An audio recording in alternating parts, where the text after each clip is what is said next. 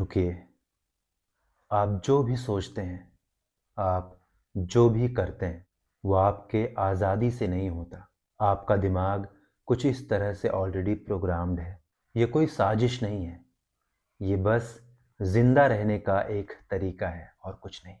अगर ऐसे ही नॉर्मल ज़िंदगी जीना चाहते हैं, तो कोई बात नहीं, आप इसी तरह से सर्वाइव कर सकते हैं टिल द एंड।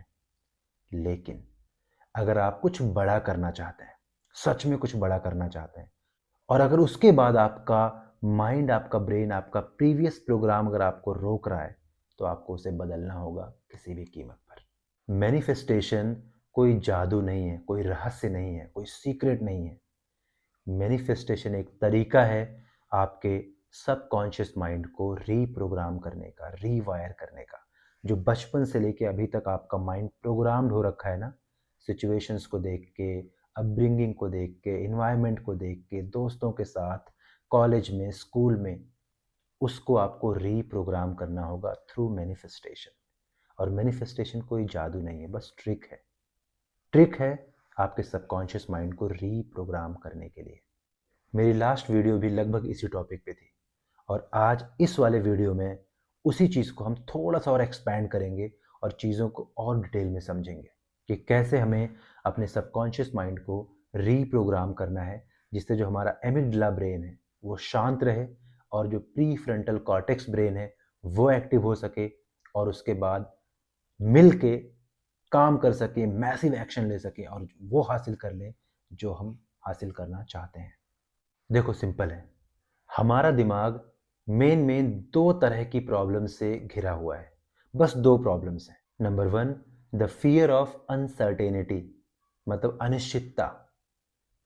अगर ब्रेन को कहीं से भी ये समझ में आया कि क्या होने वाला है, वो क्लियर नहीं है।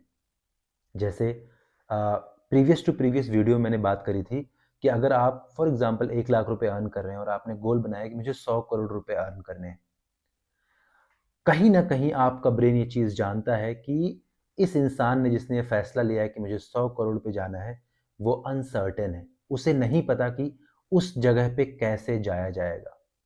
और जहाँ अनसर्टेनिटी आती है, वहाँ आपका जो एमिगडाला ब्रेन है, जिसका एक ही काम है कि आपको जिंदा रखना, वो एक्टिव रहता है, जिसको हम फायर अलार्म ब्रेन भी कहते हैं। और वो आपको खींच के ऐसी जगह ले आएगा जहाँ पे आप कंफर्ट में रहते हैं। आपके बेड पे, आपके घर में आप रील को स्क्रॉल करेंगे, डोपामाइन रिलीज होगा, आपको अच्छा लगेगा, आप वहीं खुश रहेंगे, क्योंकि वहाँ आप सेफ हैं। और आपका एमिगडाला ब्रेन यही चाहता है, क्योंकि उसका एक ही काम है, उसे आपको बचाए रखना है बस। क्योंकि जैसे ही आपने बड़ा डिसीजन लिया, एमिगडाला ब्रेन खुद से ही पूछता है, आपसे भी पूछता है, आर यू श्योर, क्या आप सच में ये चीज करना चाह रहे हैं? क्योंकि अगर क्लैरिटी ही नहीं होगा, तो सर्टेनिटी नहीं आएगी, और जब सर्टेनिटी नहीं आई, निश्चितता नहीं आई, तो आपको बार बार भटकाएगा, क्योंकि उसका यही काम है। उसका काम है आपको जिंदा रखना। और दूसरा, चॉइसेस। क्योंकि जो चॉइसेस होते हैं वो थका देते हैं आपके ब्रेन को। जहां आपके पास कई सारे चॉइसेस हुए, वहां पे आपका ब्रेन पजल्ड हो जाएगा कि मुझे कौन सा चूज करना चाहिए।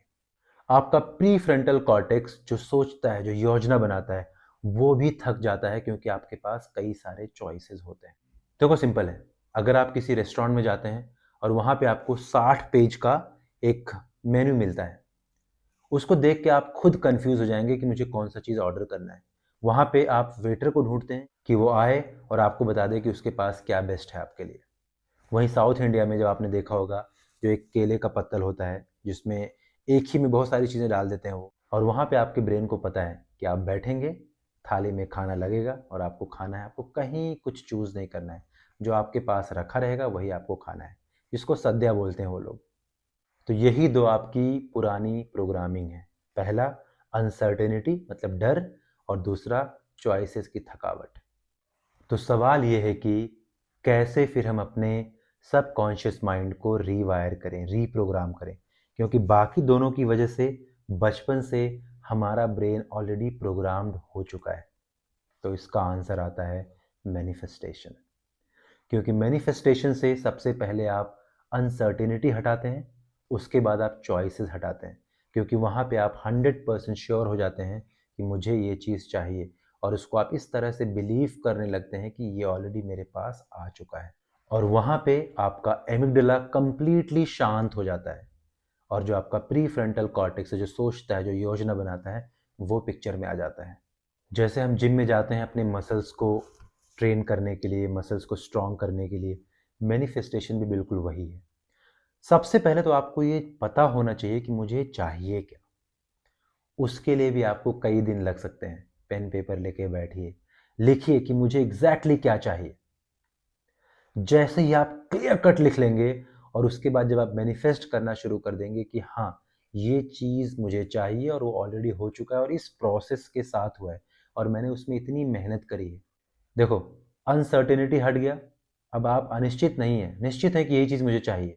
आपके चॉइसेस हट गए कि मुझे ये करना है, मुझे ये करना है, मुझे ये करना है, मुझे ये करना है। क्लियर कट पता है आपके ब्रेन को कि आपको यही चाहिए, और जब आपने इसे पब्लिकली बोला या खुद से बोल दिया, अब यहाँ पे आपकी अकाउंटेबिलिटी भी आ गई कि मुझे ये चीज़ करना है तो करना है। फिर से रिपीट कर रहा हूँ, मैनिफेस्टेशन कोई जादू नहीं है, कोई ट्रिक नहीं है, कोई रहस्य नहीं है, कोई सीक्रेट नहीं है, कुछ नहीं है। एक साइंस है, न्यूरोलॉजिकल साइंस, जिसको बार बार करने से ये 3 चीज़ें होती हैं, और 3 चीज़ें जैसे होती हैं, धीरे धीरे आप उस पर एक्शन लेना शुरू करते हैं और देर सवेर वो आपके पास हो जाता है। फिर भी अगर आप जानना चाहते हैं कि मैनिफेस्ट कैसे करें, उसमें डिटेल में कैसे जाएं, तो अभी जो मैंने स्टार्ट किया है प्रैक्टिस करना, वो मैं आपको भी बताऊंगा कि कैसे आपको करना है, कैसे बार बार ऑटो सजेशन से आप अपने माइंड को, ब्रेन को रीप्रोग्राम कर सकते हैं। अगर चाहते हैं तो कमेंट बॉक्स में ज़रूर लिखना। तब तक के लिए बहुत बहुत धन्यवाद। आपका दिन शुभ हो। Thank you.